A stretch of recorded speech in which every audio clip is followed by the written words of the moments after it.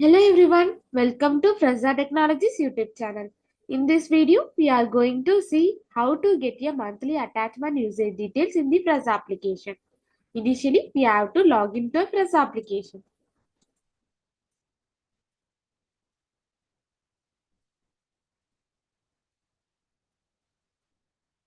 After your successful login, this is how your dashboard looks.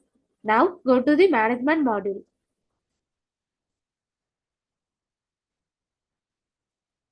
Here, we have to select the user-wise performance option under the management module.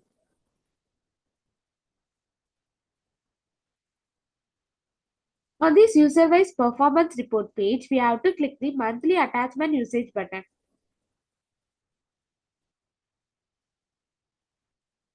Here, we will find the details like usage yearly, usage monthly data used details. Now, we can click the download option to download the yearly usage details in Excel file. This is how to get a monthly attachment usage details in the Fresa application. Thanks for watching.